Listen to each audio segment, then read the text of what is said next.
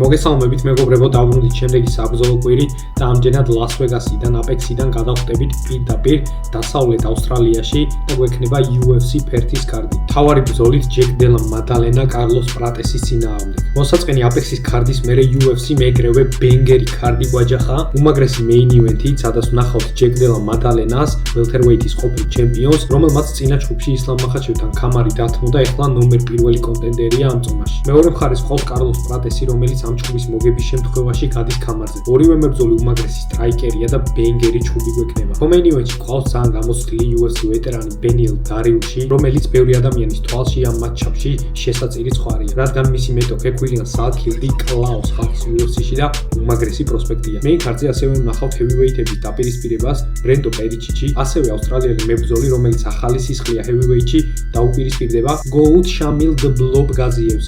ეს და სხვა ჩხუბები გვექნება ამ ქართზე. საერთო ჯამში კაი კარდია და დავიწყოთ მოკლედ ჩვენი ვიდეო. სანამ დავიწყებ განხილვას, ყველას მინდა გთხოვოთ დაალაიქოთ ვიდეო და გამოიწეროთ არხი თუ არ გაქვთ გამოწერილი და დამიწეროთ კომენტარები. მადლობა წინასწარ. ტრადიციულად ჩავხედოთ წინა ქართს, სანამ დავიწყებ ამ კვირის კარდის განხილვას და ვნახოთ თუ როგორ წამოვიდა ჩვენი პიკები. საერთო ჯამში 9-4-ზე წამოვიდა რეკორდი, ანუ 9 ბრძოლა დავაპრედიქტე, 4 ვერ გამოვიცანი. რაც მგონია რომ არ არის იდეალური შედეგი, მაგრამ კმაყოფილი ვარ, მინდა ვთქვა, იმიტომ რომ დიდი სამი ანდერდოგი გამოვიცანი, რითიც ძალიან ვამაყობ. პირველი იყო რაფა გარსია, შვენიერი ჩხუბი ჩაატარა, აჩვენა რომ ძალიან განვითარებულია და მაგარ ხუთზეა. მოუგო უადვილესად ჰერნანდეს სამივე რაუნდი მოუგო. მეორე იყო რაუნი ბარსელოსი, ჩვენი ბებერი ვეტერანი მგელი, როგორც ვიფიქრე, გადაიტანა პირველი მძიმე რაუნდი და შემდეგ ეჭიდავა ჯექსონს და დესიჟენით მოუგო. და ბოლოს ერიკ მაკონიკო, რითიც ყველაზე ამაყი ვარ, ზუსტად ის მოხდა ამ ჩხუბში, რაც მეგონა და ზუსტად ის გააკეთა მაკონიკომ, რაც უნდა გაეკეთებინა. დაიცვა თავი თეიქდაუნებისგან და შემდეგ დგომში აჯობა უიეირას. საერთოდ ძალიან underrated ფაიტერია ერიკ მაკონიკო, მგონია ნორმალური დონის მებრძოლია და მგონია რომ UFC-ში დიდი ხანი იქნება კიდევ. სხვა ბრძოლებს რაც შეეხება, ძალიან უცნაური კარდი იყო. ბოლო 8 ჩხუბი, ანუ ქვემოდან ზევით, ბოლო 8 ჩხუბი წამოვიდა სულ ანდერდოგები. UFC-ის ისტორიაში იყო პირველი კარდი, რომელზეც წამოვიდა 11 დესიჟენი და მხოლოდ 2 ფინიში იყო. საერთოდ UFC ყოველ ქარდზე 3 ბონუსი იძლევა. ერთი არის Fight of the Night, ანუ ყველაზე საუკეთესო ჩხუბი, რომელშიც ორივე მებრძოლი იგებს თანხას. ძირითადად 3 რაუნდიან ჩხუბს აძლევენ ხოლმე ამ ბონუსს და არის 2 Performance of the Night-ის ბონუსი, ანუ ფინიშის ბონუსი. ამ ქარდზე სულ 2 ფინიში იყო და შესაბამისად ამ ორმა მებრძოლმა მოიგეს ეს Performance of the Night-ის ბონუსი. რაიან სპენი იყო ერთი და მეორე ჯექსონ მაკქვეი. ჯექსონ მაკქვეი საერთოდ არ არის მაღალი დონის მებრძოლი, 7-2-ზე აქვს ბალანსი, ორივე ჩხუბი წაგებული აქვს UFC-ში. ეს იყო მისი პირველი მოგება და ძალიან გამიხარდა 100,000-ის ბონუსი რომ მიიღო, იმიტომ რომ ახალგაზრდა დამწყები მებრძოლია და ყოველთვის მიხარია ხოლმე რომ ხედავ ესეთ დამწყებ მებრძოლებს თავის კარიერის დასაწყისში, რომ ამ ხელა თანხას აძლევენ. დარწმუნებული ვარ, ეს მას ძალიან დაეხმარება და უფრო წინ წაწევს. დავიწყოთ ჩვენი ამ კვირის კარდის განხილვა, დავიწყოთ ტრადიციულად მთავარი ბრძოლით. პირველი ბრძოლა გვაქვს ჯეკ მადალენა კარლოს პრატეს შორის. ჯეკ დელა მადალენა ავსტრალიელი მებრძოლი, თავის ქვეყანაში იჩხუბებს და საერთოდ რა თქმა უნდა ამ ქართზე ძალიან ბევრ ავსტრალიელებს ვნახავთ. მოგეხსენებათ, JDM-ი ჩემპიონი იყო, წინა ჩხუბი ისლამთან წააგო, თუმცა ისლამთან სანამ წააგებდა ვაკაციანი winning streak ჰქონდა UFC-ში, რაც არის top დონე. საერთოდ ჯეკ დელა არის უმაღლესი დონის მოკრივე, ძალიან მაგარი სტრაიკერია. წინა მოგებები რაც აქვს, ზუსტად თავისი სტრაიკინგის მეშვეობით აქვს მოპოვებული. ბოლო ჩხუბში უბრალოდ ისლამმა ჭიდაობით და გრეპლინგით გადაუვარა, საერთოდ გაუუქმა თავისი სტრაიკინგი და მაგით მოუგო.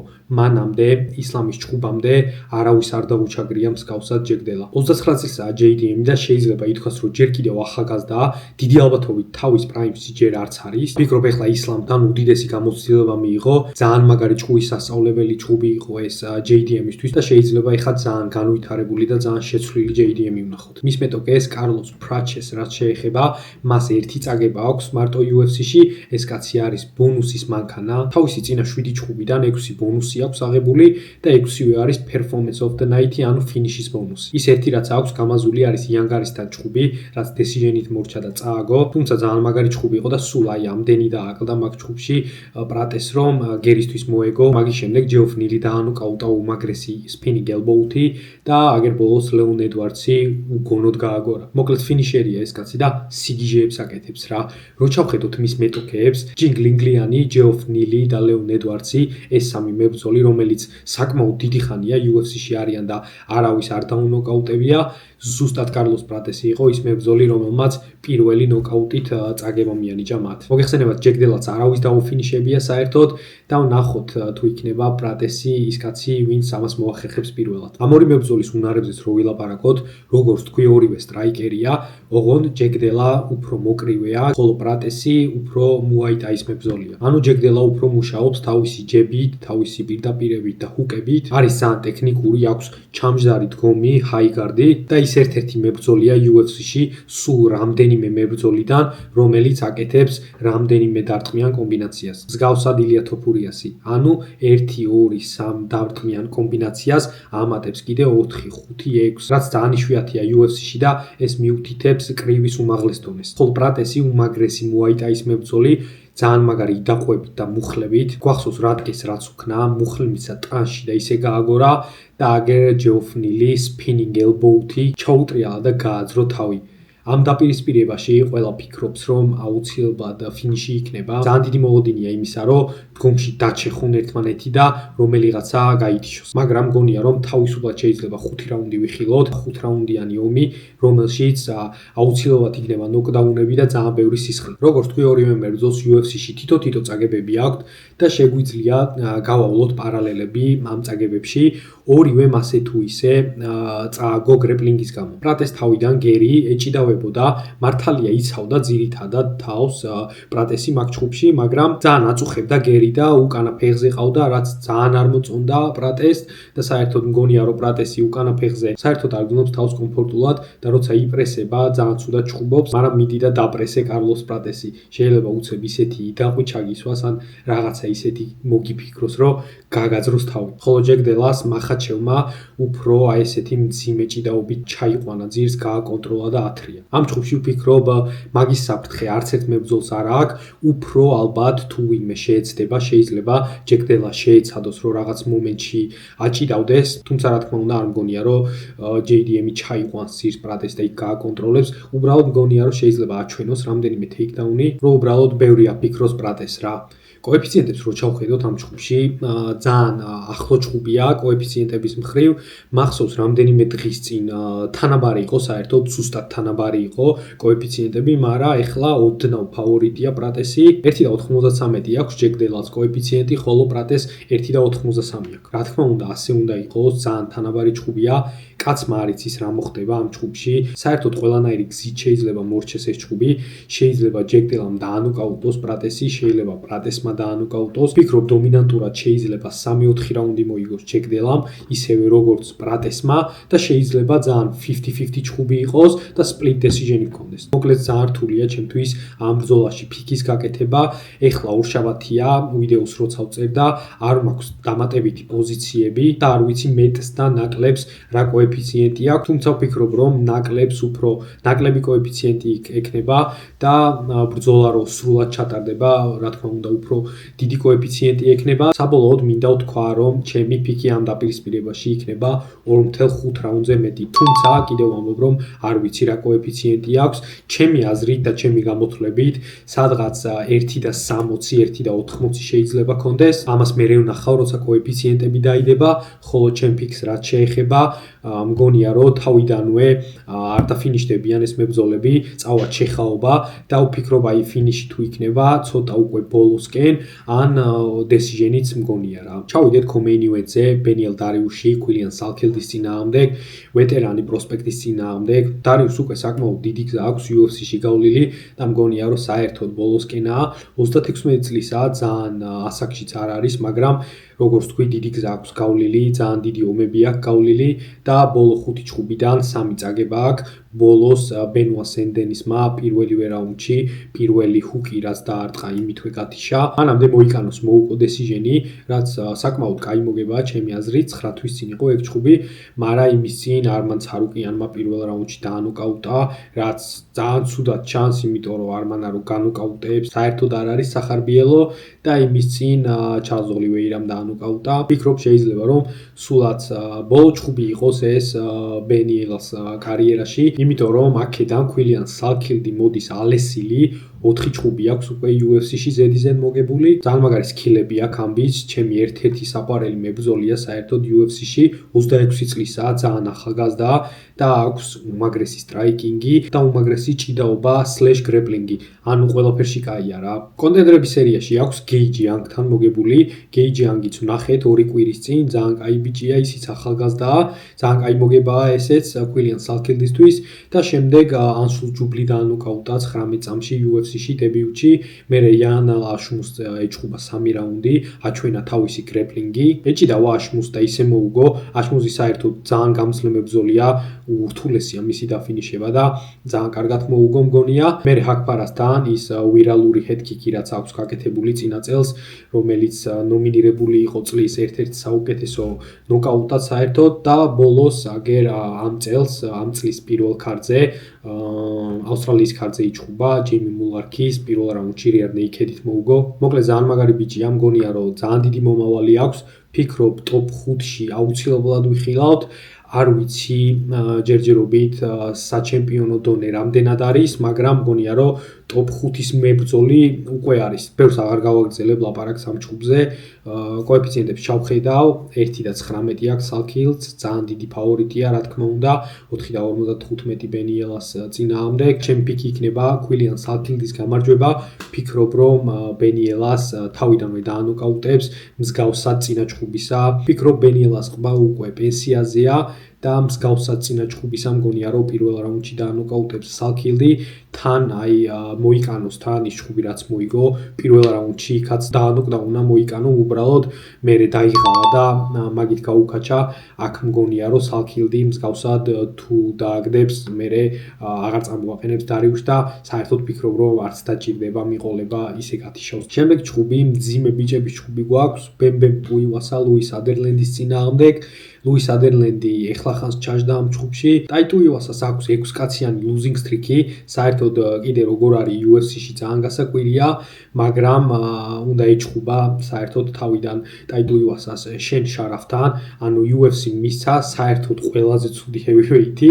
ეს შენ შარაფი ჩაეხსნა რაღაცა მიზეზის გამო და UFC-მ მიცა მეორე ყველაზე ცუდი ფაიტერი ალბათ ეხლა ტაიტუივასას. არ ვიცი სიმართლე გითხრათ UFC რა ვარსკვლავის პოტენციალს ხედავს ტაიტუივასაში, ან ესეთი რა ფანების რაოდენობა ყავს ტუივასას, რომ მაინც აჩერებენ UFC-ში, იმიტომ რომ მართლა ძალიან ცუდად გამოიყურება რა. ფიქრობ ეხლა ცდილობენ რომ აი რაღაცა მაინც მოიგეო რა, რომ გაგაჩეროთო და იყო როსტერშიო. თავიდან ის წაგებები პირველი 3 წაგება რაც აქვს, მაღალ დონეზე აქვს წაგებული, თან სირილ განესთან აი ეს პირველი წაგება რაც აქვს, ძალიან კაი ჭუბი იყო, რაღაც მომენტში დასვა კიდევაც განე, მერე პავლოვიჩს ეჭუბა, პავლოვიჩთან წააგო, ვოლკოვთან წააგო, ეს სამივე არ არის ძალიან ცუდი წაგებები, მაგრამ მერე ტიბურასთან აქვს პირველ რაუნდში წაგებული, როზენსტრუკთან აქვს და ბოლოს ტეიშეირასთან საერთოდ აი ძალიან ვერაფერი ვერ გააკეთა რა. დაიღალა და ძლივს დადიოდა საერთოდ ოქტაგონზე. მოკლედ უეჭველი მოსაგები აქვს ტუივასას ეს ჭუბი რა. მის მეტოქე ლუის ადერლენდს რაც შეეხება, 2 ჭუბი აქვს UFC-ში ჩატარებული, ორივე წააგო. სულ რაღაც 4 კვირის წინ აქვს ჩატარებული ბოლო ჭუბი, ბრენდო პერიჩიც ეჭუბა, სხვათა შორის ბრენდო პერიჩიც ყავს ამ ქარtze. პირველ რაუნდში დაფინიშნა, დანოკაუტდა მაგ ჭუბში და მაგის წინ ვოლტერ ვოლკერს ეჭუბა, ვოლტერ ვოლკერმაც პირველ რაუნდში დააფინიშა, ჰილ ჰუკით საბმიშენით მოუგო. ამ კაცის სურათებს რო შეხედოთ UFC-ს გარეთ, ძალიან ჯანსია, ეს ძალიან დიდი ტრაპეციები აქვს და ეხლა UFC-ში იმენა პროსტა მსუქანი კაცი. არ ვიცი რას აკეთებდა, როგორ აკეთებდა, მაგრამ აშკარად UFC-ში ძალიან ცუდად გამოიყურება, ძალიან ადვილად მოუგო პერიჩიჩმა, უბრალოდ მიაწვა და გადაუვარა პირველივე რაუნდში, საერთოდ ვერაფერი ვერ ქნა. ერთი საინტერესო ფაქტი რაც არის ლუის ადერლენდზე, ინგლისში ცხოვრობს, ლონდონელია და ლონდონში ვარჯიშობს სანდრო თევზაძესთან. სანდრო თევზაძე ვინც არიცით, ქართველი გრეპლერია, ქართველი ახალგაზრდა გრეპლერია, heavyweight-ი, შავი ქამარი, უმაღლესი დონის გრეპლერი, ძალიან მაგარი ბიჭი და ძალიან ხშირად ნახულობ ხოლმე ლუის ადერლენდს მასთან ერთად სტორებში, ანუ ძალიან ბევრს ვარჯიშობენ ერთად, რაც ვფიქრობ ძალიან კაია და ამ ჭუბში ჭიდაობა მართლა ძალიან მაგრა დაეხმარება ადერლენდს ტუივასას წინააღმდეგ. ფიქრობ თუ მოახერხა ადერლენდმა და ტუივასა ჩაიყვანა ძირს, თუნდაც ვერ დააფინიშოს იქ, ძალიან მაგრა დაიღლება ტუივასა და ძალიან დიდი შანსები ექნება, რომ დარჩეს გამარჯვებული ამ დაპირისპირებაში. კოეფიციენტებს რო ჩავხედოთ, ფავორიტია ტუივასა 1.54 აქვს, ლუის ადერლენდს 2.53 აქვს. არ ვიცი, ტუივასას ამ ბრძოლაში უბრალოდ ვერ ავირჩევ, მით უმეტეს რომ ესეთი ფავორიტია, საერთოდ არ უნდა იყოს ფავორიტი და ჩემი ფიქი იქნება, რომ ლუის ადერლენდი მოუგებს და გააძევებს ტუივასას UFC-დან. ძალიან დიდი იმედი მაქვს, რომ იჭიდავებს ადერლენდი, ფიქრობ უფრო decisions რა, მაგრამ ისიც მგონია, რომ კარგი სანახაობა ნახდად არ იქნება. შემდეგი დაპირისპირება ტიმ ელიოტი, სტივი ერსეგი, heavyweight-დან ჩავედით ეგრევე ყველაზე დაბალ წონაში, flyweight-ების ჩხუბი იქნება. ტიმ ელიოტი 39 წლის მებრძოლია, რომელიც საკმაოდ ასაკშია, მით უმეტეს flyweight-ისთვის 39 წელი. ძალიან ბევრია, რაც უფრო ასაკში შედიხარ, პირველი რაც გეკარგება არის სისწრაფე და flyweight-ებს რაც აქვთ ყველაზე განსაკუთრებული ზუსტად არის სისწრაფე, მაგრამ ეს კაცი მშვენივრად გამოიყურება, ბოლო ჩხუბში კაი ასაკურა დასაბა, გილიოტინით მოუგო და მაგის წინ სუმუდარჯისთან აქვს მოგებული, ეგეც საბმიშენით, ძალიან მაღალი დონის გრეპლერია, როგორც ხედავთ, აგერ მოგებებიდან გამომდინარეც, შეგიძლიათ მიხვდეთ და იმის წინ აქვს მოკაევთან წაგებული, მესამე რაუნდში მოკაევმა დაიჭირა მტკინველზე, თუმცა უნდა აღინიშნოს, რომ პირველი ორი რაუნდი ქონდა მოგებული, საჯებს ქონდათ მიცემული ელიოტისთვის. ახლო ჩხუბი იყო ასე თუ ისე, მაგრამ საჯებს ქონდათ მიცემული, უბრალოდ უნდა გადარჩენილიყო მესამეში და მოკაევს მიცემდა თავის პირველ მარცხს. მოკაევი ვიცით ეხლა არა UFC-ში, მაგრამ ჩემი აზრით მოკაევი საჩემპიონო დონეა და ფიქრობ ეხლა რომ იყოს UFC-ში ჩემპიონიც იქნებოდა. მაგის წინ აქვს კიდე ტაგერ ულანბეკოვთან მოგებული ჩხუბი, რაც ძალიან მაგარი მოგებაა და მოკლედ ძალიან დიდი ხანია, ტაგერ 2016 წლიდან უკვე 10 წელია UFC-შია, თავისი პირველი ჩხუბი აქვს დემეტრიუს ჯონსონთან UFC-ში ჩატარებული. მის მეთოქეს სტივი ერსეგს რაც შეეხება, სტივი ერსეგი ასე თუ ისე ახალი მებრძოლია მაინც UFC-ში, სულ რაღაც 3 წელია რაც არის, მაგრამ ამ კაცმა სულ 3 ჩხუბში მოიპოვა კამარზე ჩხუბის შანსი, რაც შემოვიდა UFC-ში, 3 ჩხუბი იჭუბა, მოიგო და ეგრევე პანტოჟას იცეს, წააგო რა თქმა უნდა პანტოჟასთან, მაგრამ საკმაოდ კარგი ჩხუბი აჩვენა, 5 რაუნდი ეჭუბა პანტოჟას და აქედან 2 რაუნდი მოუგო, მაგრამ მაგის მერე კიდე 2 ჩხუბი წააგო, კაიკარამ პირდაპირით ქათიშა და ბრენდონ მორენოსთან აქვს წაგებული წინა წელს. ბოლო მოგება ოდე ოსბურნთან აქვს. ის სკილებს რაც შეეხება, არის მშვენიერი დგომში და ყველაზე მეტად მე პირადად ერსეგის სტილში მომწონს მისი გრეპლინგი. ძალიან დიდია საერთოდ flyweight-ისთვის და ძალიან კარგად იყენებს თავის ფიზიკას. თუმცა იმასაც ვიტყვი, რომ არ მგონია რომ მიწაზე ელიოტი დაჩაგროს ამ ჩუბში. ჩავხედოთ კოეფიციენტებს, 1.24 აქვს ერსეგს, ელიოტს აქვს 3.95. ძალიან დიდი ანდერდოგია ელიოტი. არ ვიცი რატო არის ამ ხელ ანდერდოგი, ნახდად არ უნდა იყოს არც ერთ ვარიანტში. მარტო წინა ჩხუბებს რო ჩავხედოთ, იქიდან გამომდინარე, არ ვიცი რატო ფიქრობენ ესე ბუქმეიკერები. მოდი ავდგები და გავაკეთებ ტიმ ელიოტის პიქს. ფიქრობ თანაბარი ჩხუბი იქნება, მაგრამ უფრო მაინც ელიოტისკენ გადავიხრები და აგერ ჩემი უდიდესი ანდერდოგის პიკი. შემდეგი ჩხუბი კამ როუსტონი რობერტ ბრიჩეკის წინააღმდეგ, კიდევ ერთი ავსტრალიელი.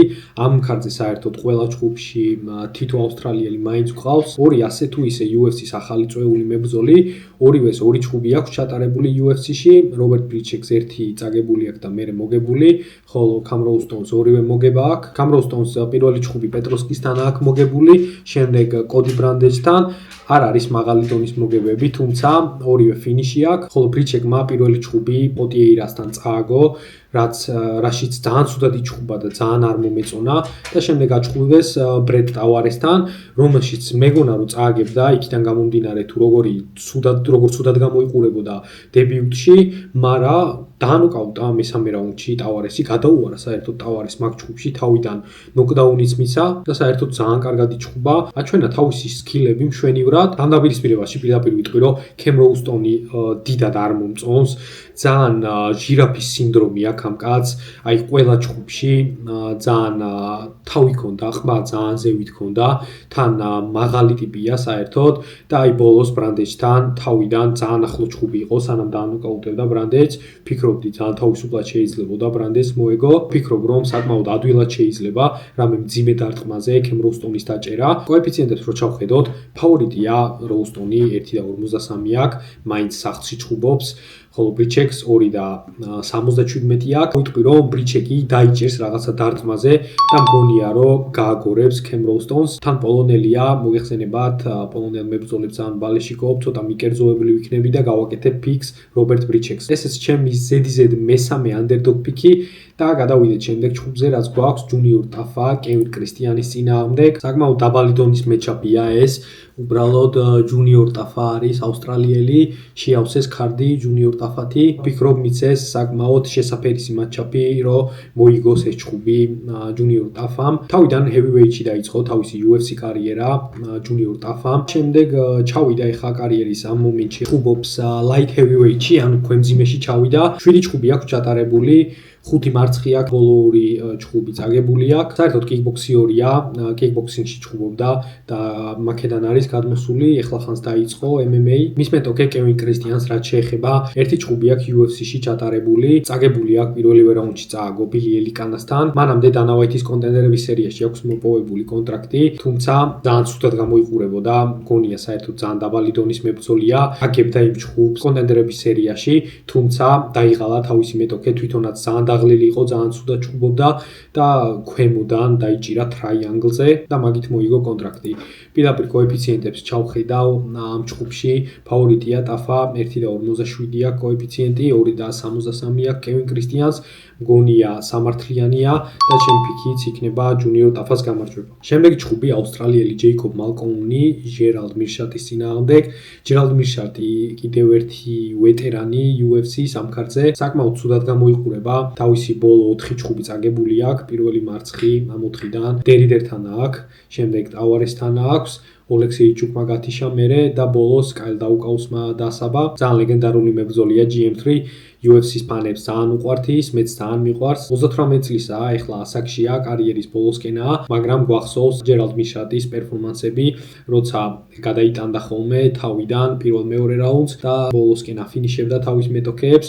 ძალიან მაგარი გრეპლერია, ძალიან კაი გილიოტინა აქვს, ძალიან კაი საბმიშენები აქვს საერთოდ, თუმცა საერთო ჯამში დაბალი დონის მებრძოლია. Jacob Malkouni-ს რაც შეეხება, Jacob Malkouni არის Robert Whittaker-ის გრეპლინგის მწვრთნელი. აქედან გამომდინარე მიხვდებოდით, რომ მაღალი დონის გრეპლერია, ორმოგებიანი სერია აქვს. ადრე პეტროსკის მოუგო და ტორეს ფინის მოუგო ბოლოს. ამ წლის პირველ ქარtze იჩხუბა, ავსტრალიის ქარtze. ბევრს არ ვილაპარაკებ ამ დაპირისპირებაზეც.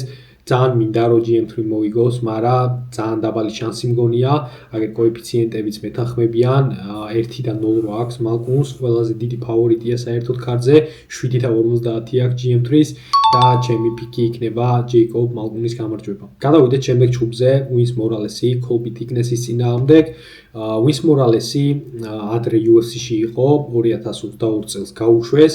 შემდეგ UFC-ს გარეთ ჩხუბობდა და 2024 წელს მიცეს კონტრაქტი, მაგრამ რაც კონტრაქტი მიცეს, იმის მერე 3 ჩხუბი აქვს UFC-ში ჩატარებული და 3-ვე წაგებული აქვს. 35 წლისაა, პატარა მებრძოლი აღარ არის. საერთოდ დაბალი დონის მებრძოლია, ჩემი აზრით Wins Morales-ი ყველაზე გამოსარჩევი ჩემთვის რაც არის. აქვს გრეპლინგის სკილები, ანუ ჯიუ-ჯიტსუ აქვს რაღაცა დონის. ხოლო მის მეტოქე Colby Thickness რაც შეეხება, Colby Thickness-ი ჩვენთვის ქართველებისთვის ცოტა ნაცნობი მებრძოლია, ალექსანდრე თოფურიას ებრძოლა 2 ჩხუბის წინ. წააგო ის ჩხუბი ალექსასთან და ბოლოს ჯოსიას მუსასას მოუგო, სადაც underdog-ი იყო.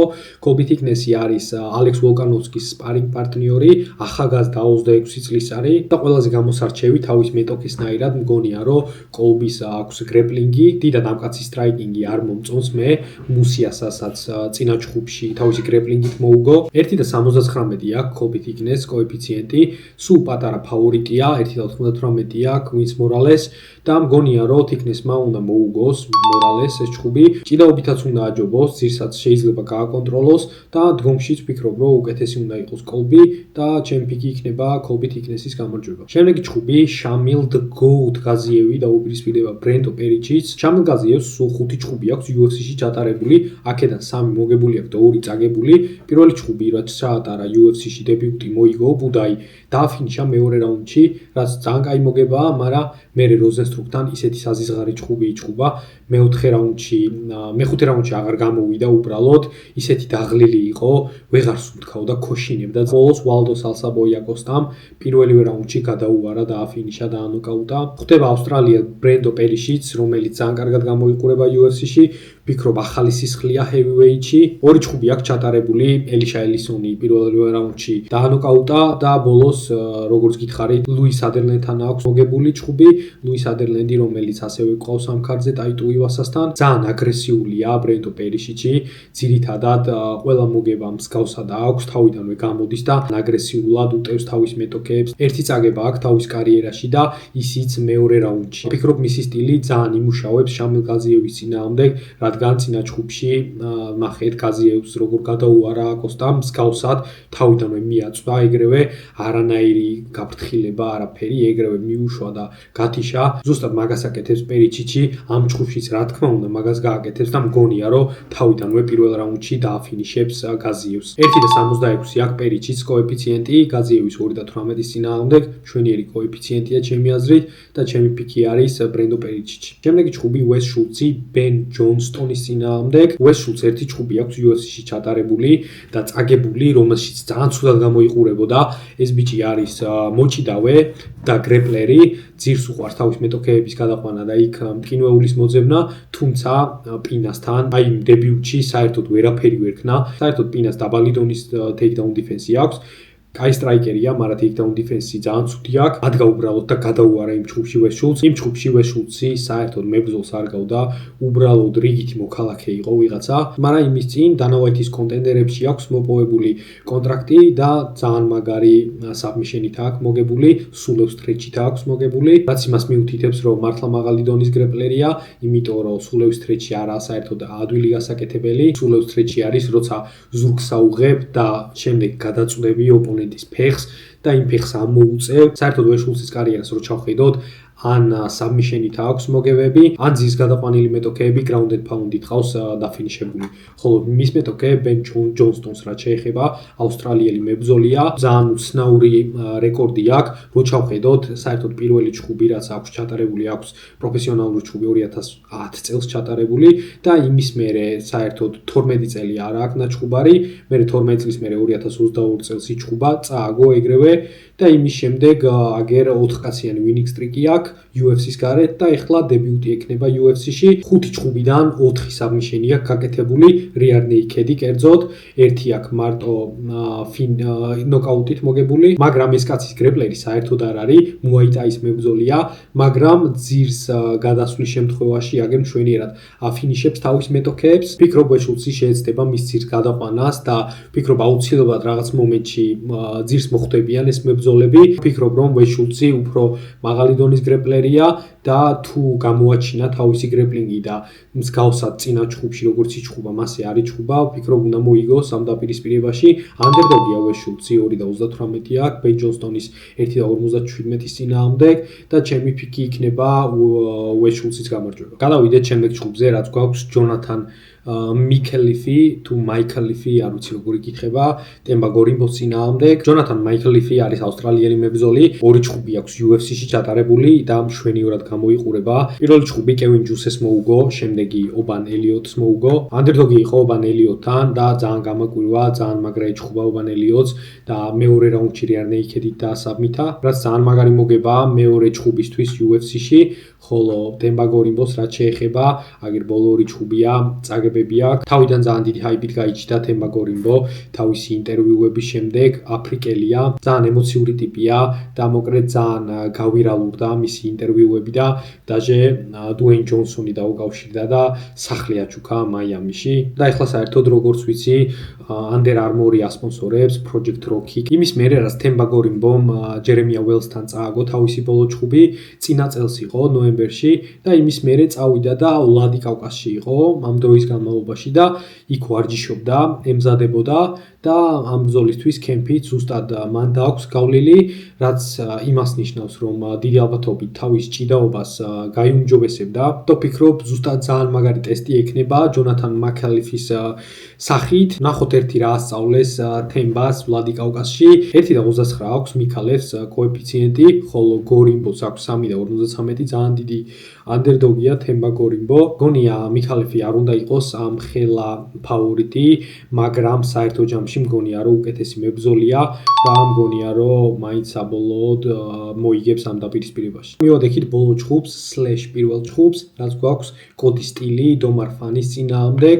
დომარ ფანი არის მებრძოლი, რომელსაც ერთი ჯგუფი აქვს UFC-ში ჩატარებული, მანამდე ორი ჯგუფი აქვს ჩატარებული Road to UFC-ში, ანუ UFC-ს აზიურ მხარეში აქვს ნაჩხუბარი, ყველა ჯგუფი მოგებული აქვს, ეს სამივე ჯგუფი მოგებული აქვს და ეხლა ხვდება კოდი სტილს 7-1 ბალანსით, ამერიკელი ბიჭია, ლას-ვეგასში ცხოვრობს, მერაბთან ვარჯიშობს სინდიკატში და კოდი სტილი არის ის მებრძოლი, რომელსაც ახალი დაწყებული აქვს საერთოდ MMA. სულ რაღაც 4 წელია, რაც MMA-ში ვარჯიშობს და არის გადმოსული პირდაპირ გრეპლინგიდან. ანუ ჯიცერია ეს კაცი, შავი ქამარია, მაგრამ განსხვავებით წინა ქარტისა, სადაც ყავდა როდოლფო ვიეირა და ბუშეშა, როგორც გითხარით, უმაღლესი დონის ჯიცერები იყვნენ, სანამ MMA-ის კარიერას დაიწყებდნენ, მაგრამ ბუშეშა და ვიეირა იმონოში ჭიდაობენ, ანუ გის კომპეტიტორები იყვნენ, ხოლო კოდი სტილი არის ნოუგი მებრძოლი. ანუ ვიეირას და ბუშეშას განსხვავებით არის პირდაპირ ნოუგი გრეპლინგიდან გადმოსული, რაც ვფიქრობ უფრო ახლოსაა MMA-ისთან ვიდრე გი გრეპლინგი, რადგან ნოუგიში როცა ჭიდაობ, ზუსტად იმ პოზიციებში ხარ, რასაც MMA-ში აკეთებ ძირს. 31 წლისაა და მართლა ძალიან მაღალი დონის გრეპლერია, მაგრამ აგერ ამ 7 ჯგუფიდან, რაც აქვს MMA-ში მოგებული, მხოლოდ ერთი აქვს სამიშენით მოგებული, აქვს ძალიან მძიმე ხელები და მაგის გამო, ზუსტად მაგის გამო აქვს სულ ნოკაუტები. დანაოითის კონტენდერებში მოიპოვა კონტრაქტი და პირველი ჯგუფი როგჯუსთან იჩხუბა და წააგო, თუმცა ძალიან ახლო ჯგუფი იყო ასე თუ ისე და ძალიან სანახაობრივი Fight of the Night იყო. ორივე მებრძოლმა მიიღეს ბონუსი მაგ ჯგუფის გამო. რონგჟუ საკმაოდ ნორმალური დონის მებრძოლია, მგონია და ვფიქრობ კოდი ამ ჯგუფიდან მიიღებდა გამოცდილებას. კოეფიციენტებს რო შევხედოთ 1 და 54 აქვს კოდის, დომარ ფანს აქვს 2 და 73 და პირდაპირ ვიტყვი და მგონია რომ კოდი სტილი ნახავს წარმატებას მოკლედ ამ ჯგუფში. დომარ ფანსაც მეორე ჯგუფი აქვს, მაგრამ უფრო კოდისკენ გადავიხრები და ჩემი ფიქი იქნება რომ კოდი სტილი გაიმარჯვებს ამ დაპირისპირებაში. ვფიქრობ მეტად გამიქსავს ეხა თავის სტილს კოდი, ეჭი დავება კიდევაც და ვფიქრობ გრეპლინგში დიდი უპირატესობა ექნება დომარ ფანის წინააღმდეგ. სულ ეს იყო მეგობრებო ჩვენი დღევანდელი ვიდეო. შეგახსენებთ რომ ეს არის უბრალოდ პროგნოზები და არა betting პროგნოზები. betting პროგნოზებს ცალკე გავაკეთებ და betting ვიდეოს ცალკე დავდებ. იმედია გაამართლებს პროგნოზები და წამოვიღებთ ამ ქართსაც.